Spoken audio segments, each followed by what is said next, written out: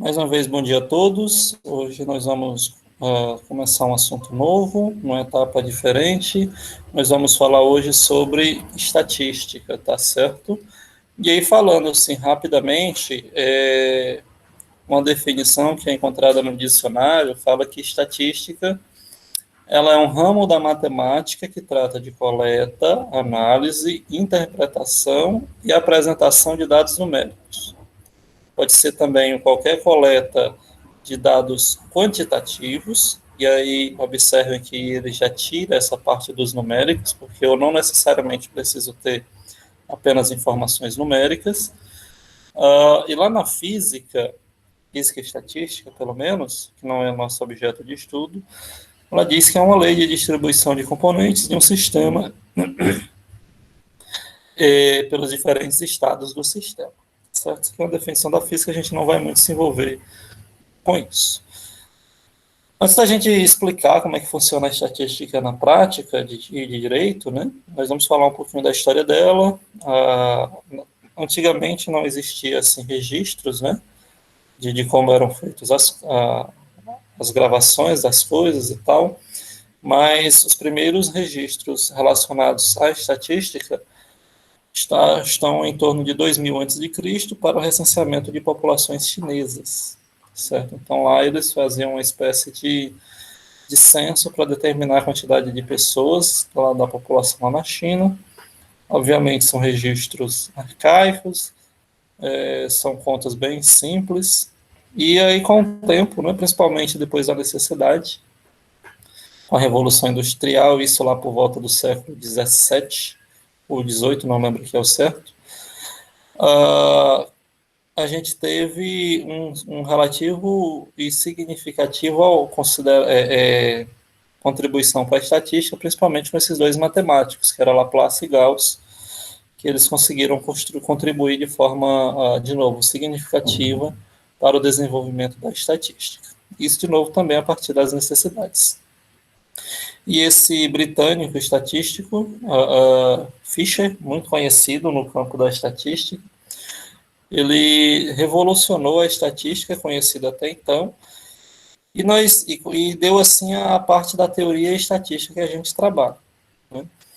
Então, hoje nós devemos muita coisa da estatística devido a esse senhor aí britânico que teve uma contribuição maior ainda do que Laplace e Gauss. E atualmente nós vemos a estatística na nossa vida. E aí também na ciência, como genética, física, nas partes das ciências sociais, e está no nosso cotidiano, no nosso dia a dia, por mais que às vezes a gente nem perceba que ela está lá, mas ela está. Tá certo? Falando assim um rápido comentário, a gente, na nossa disciplina, devido também ao tempo, nós vamos entender como é que constrói tabelas, a distribuição de dados, né, de uma coisa bem simples mesmo. Vamos ver medidas de tendência central na semana que vem e na outra semana nós vamos ver medidas de dispersão, tá bom? E aí já encerra a parte de estatística. Onde é que a gente vê situações onde aplicamos a estatística no nosso dia a dia? Um exemplo bem né, comum acontece quando nós temos eleições, né? Por exemplo, agora em novembro aconteceram eleições lá nos Estados Unidos que movimentaram o mundo todo, principalmente da forma como aconteceu, né? Porque os votos lá demoraram a sair e tal, e lá o sistema eleitoral americano é diferente do brasileiro. O brasileiro a gente já sabe a resposta no mesmo dia. E, tipo, só um comparativo, dia 15 agora, domingo, nós vamos ter eleições municipais, é muito provável que nós já tenha, tipo, as eleições terminam 5 horas, talvez 7, 8 horas da noite a gente já tenhamos os resultados de quem são os prefeitos e vereadores de cada cidade, supondo que não tenha questões judiciais depois, né? Mas vamos lá, voltando aqui a falar da estatística, por exemplo, acaba que aquelas pesquisas de intenção de voto, de saber quem está na frente, tudo aquilo ali é a estatística que determina. Expressões como, por exemplo, uma amostra de tantas pessoas da população, 5 pontos para mais ou para menos, grau de confiança, todos esses termos que eles utilizam lá são termos que são comuns na estatística e meio que a gente começa a tentar entender como é que ela funciona. Tá certo? Outro exemplo, com o avanço da pandemia, eu imagino que vocês todos responderam um levantamento socioeconômico para identificar perfil de alunos para possibilitar a continuidade dos seus estudos. Isso aí também, a estatística ela se ocupa em desenvolver coisas como essa.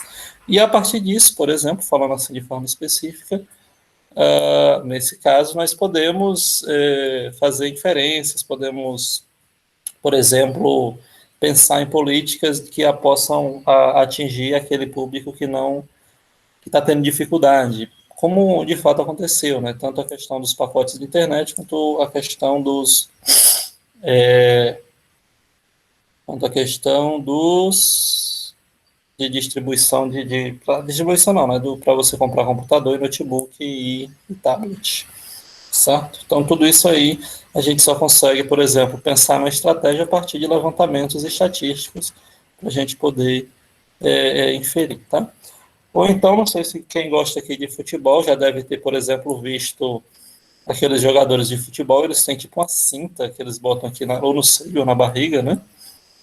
Aquilo ali traduz o desenvolvimento daquele atleta durante todo o jogo, onde é que ele esteve, o tempo que ele correu, sei lá, as regiões do campo que ele esteve durante determinado período de tempo e tal, enfim. E aí uma equipe consegue mapear tudo aquilo e traduzir em números, e aquilo ali também é estatística. E assim, aqui são alguns exemplos, né? Deixa eu ver se vocês têm alguma informação, alguma pergunta aqui. Ainda não?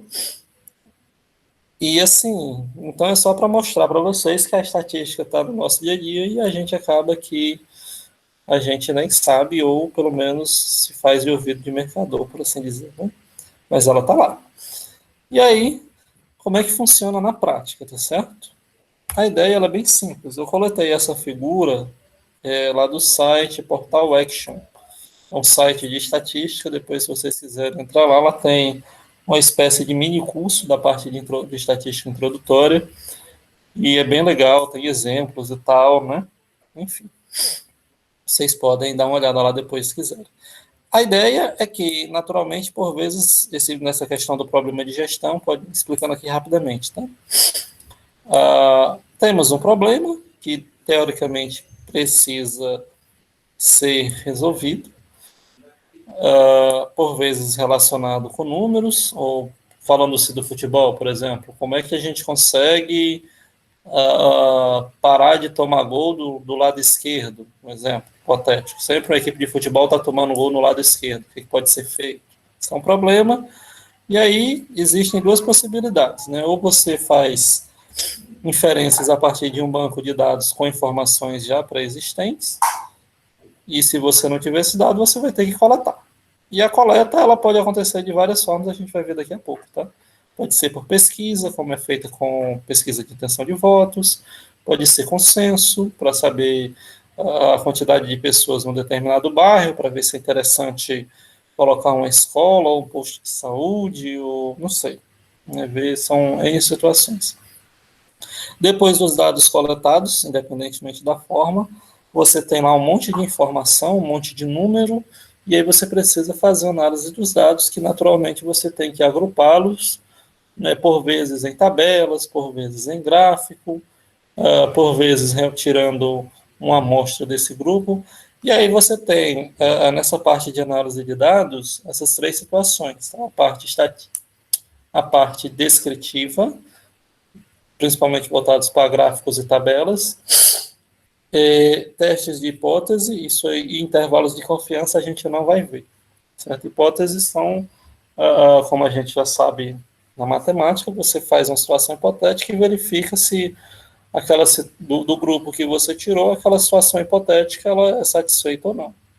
Intervalo de confiança, principalmente quando você trabalha com amostras da população, é você verificar se aquele grupo satisfaz o desejo, por assim dizer, da população como um todo. Né? E aí, por isso que você tem essa variação de intervalos de confiança. Quando, por exemplo, falando da política, o cara diz assim, olha, com variação de 3 pontos para mais ou para menos, isso aí é o intervalo em que a resposta que ele está dando, ela está sendo satisfeita ou não.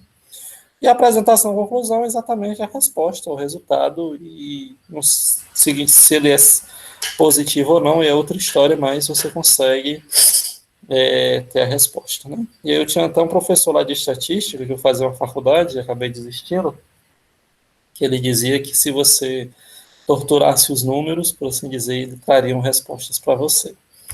Bem, falando aqui mais sobre conceitos iniciais, alguns termos que a gente meio que tem que se adequar, alguns conceitos, e eles são bastante importantes. Por exemplo, experimento é a realização do processo que pode ter possibilidade de erro ou acerto. Está errado escrito o português aqui, mas tudo bem. Um experimento é fazer alguma ação, fazer algum tipo de questionamento, e aí um processo pode ser errado ou pode ser acertado.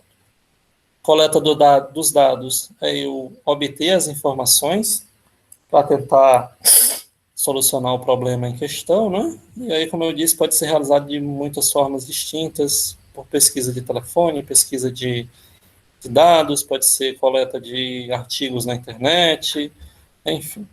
Análise dos dados é eu processar o que eu coletei, também de muitas formas.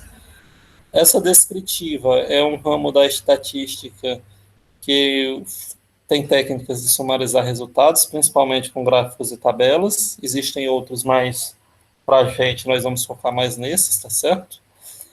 Inferência, esse termo tem o conceito de fazer estimativas, fazer contas de fato e de direito.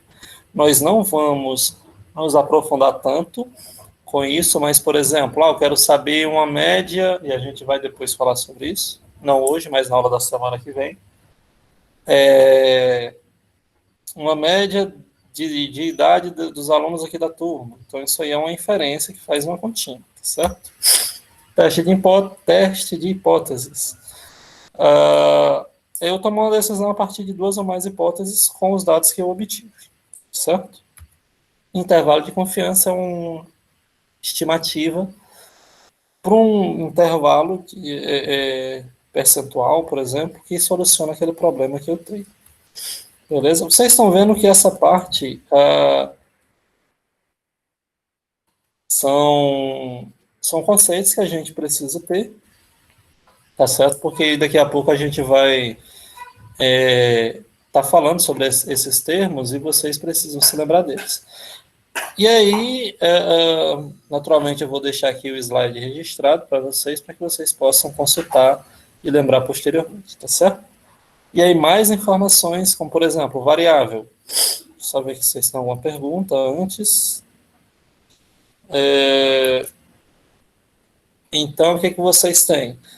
Variável é um aspecto investigado para ser feita a análise dos dados, tá certo? Por exemplo, uma variável podia ser o sexo, poderia ser a idade, poderia ser a renda familiar, poderia ser, por exemplo, perguntar, olha, você tem computador em casa? Olha, você vai votar em qual candidato? Tudo isso aí são variáveis. E elas podem ser qualitativas, como o nome já está falando, vem da palavra de qualidade, né? E aí eles fornecem uma resposta, uma atributo de qualidade ou preferência. E elas podem ser nominal ou ordinária. Nominal é com a identificação sem ordenação, tá certo? No exemplo, pergunta assim, qual o sexo? Masculino ou feminino? Normalmente a gente acaba colocando o masculino na frente do feminino, mas, não, por exemplo, isso não existe obrigatoriedade. Eu poderia botar o feminino primeiro.